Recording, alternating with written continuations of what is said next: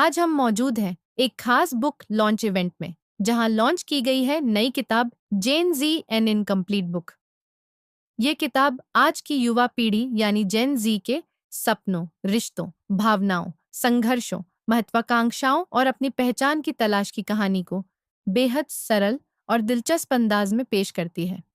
Book launch के मौके पर लेखक, खास मेहमान और कई जानी मानी हस्तियां मौजूद रहीं। सभी ने इस किताब की सोच और इसके विषय की सराहना की। लेखकों का कहना है कि यह किताब युवाओं को अपनी अलग पहचान बनाने, अपने अनुभवों से सीखने और जीवन के अधूरे सफर को पूरे आत्मविश्वास के साथ आगे बढ़ाने की प्रेरणा देती है। कुल मिलाकर जीन जी एन इनकम्प्लीट बुक सिर्फ एक किताब नहीं, बल्कि आज की युवा सोच और उनके जज्बातों का आईना है। मैं जेनजी लोगों के सराउंडेड था। डेफिनेटली मेरे आसपास में बहुत सारे जेनजी हैं। इस जनरेशन के बारे में बहुत सारी कन्फ्यूज़न, बहुत सारी मिसअंडरस्टैंडिंग, बहुत बड़ा गैप है दो जनरेशन के बीच में। और जब मैं इस गैप को देखता था तो मुझे हमेशा लगता था कि इस जनरेशन के साथ में अनफेयर हो रहा है, बिकॉज हम लोग इन्हें समझ नहीं पा रहे हैं। हम लोग एवरी टाइम, हमारे ज़माने में ऐसा होता था, हम ऐसा करते थे, तुम लोग लेज़ी हो, तुमसे हार्ड वर्क नहीं होता है, इस उलझन के अंदर उलझे हुए उनके ऊपर थोपते रहते थे कि तुम कुछ नहीं कर रहे हो। और ये लोग भी इस प्रेशर में कि कहीं पे मेरी कोई हरकत मेरे माँ बाप को दुखी नहीं कर दे, समाज को दुखी नहीं कर दे, घर वालों को दुखी ना करे, दोस्तों को दुखी ना करे, और खुद भी अंदर से खुश रहे। तो ये भी वो बैलेंसिंग नहीं कर पा रहे थे।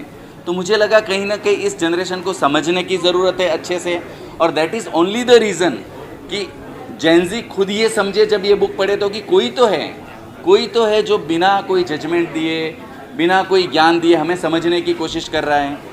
अगर कोई पेरेंट्स इसे पढ़े तो एटलीस्ट ये समझे कि अरे यार, मेरा बेटा इतना कुछ महसूस कर रहा था, इतना कुछ फील कर रहा था, मैं उसे हमेशा सिर्फ सजेशंस दे रहा था, प्रवचन दे रहा था, कभी मैंने उसको समझने की कोशिश नहीं की। एक टीचर्स इसे पढ़े ना तो उसको ये लगे कि यार हमेशा हम इनके मार्क्स के बारे में देखते, ये क्या फील कर रहे हैं, क्या सोच रहे हैं, इसके बारे में तो हम कभी देखते ही नहीं। So that was only the reason कि ये बुक जो इस जनरेशन के बीच में गैप है वहाँ पर एक ब्रिज बने। ये बुक के अंदर कहीं पर भी ऐसा नहीं है कि ओल्डर जनरेशन को गलत बताया गया है, ये जनरेशन को सही बताया गया है, या ये जनरेशन को गलत बताया गया है, ओल्डर जनरेशन को सही बताया गया है। This book is a proper bridge between two generation. मैं फोकस करूँगा इस बुक के ऊपर। जेन जी जो बुक महाराज जेन जी ने लिखी है, मैं चाहता हूँ कि ज़्यादा से ज़्यादा लोग इसको पढ़ें एंड अगर इससे हम कुछ ग्रैब कर सकें, इससे कुछ इन्फॉर्मेशन ले सकें which can help us as parents in our parenting, I think it will be the greatest message that can go across to everybody. And I think this is a great attempt by him. I'm going to read the book. I'm not read the entire book. और इससे अगर मुझे कुछ सीखने के लिए मिलेगा तो मैं ज़रूर सीखूंगा, और यही मेरा मैसेज है सबको। फ्रैंकली मैंने इस किताब को लिखना तो 9 से 10 महीने पहले चालू किया था। जब मैंने लॉन्च की डेट निकाली थी तब भी ऐसा कोई प्रोटेस्ट या इसके बारे में कुछ नहीं था। दिस इज़ ऑल कोइंसिडेंस, जब ये सब चल रहा है और मेरी बुक लॉन्च हो रही है। इससे मैंने आपको कहा कि सबसे बड़ा स्ट्रेंथ वाला एक पॉइंट है कि इससे एक बात हमें समझ में आ गई है कि ये जनरेशन के अंदर पावर है, ताकत है। ये जनरेशन कुछ भी बदल सकती है, बदलाव की ताकत रखती है। अब सबसे बड़ा प्रॉब्लम इसमें दूसरा ये आता है कि ये जनरेशन को कंसिस्टेंसी के साथ में राइट लाइन लेंथ में रखना, ये बहुत ज़्यादा इंपॉर्टेंट है।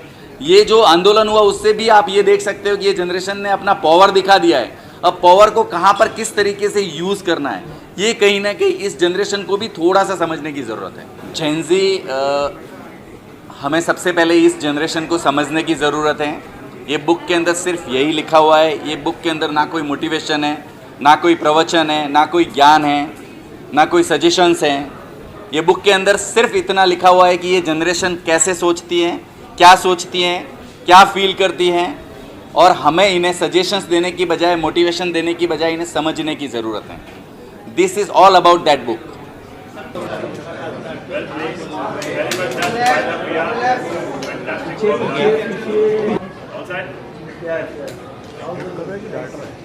Okay, thank you.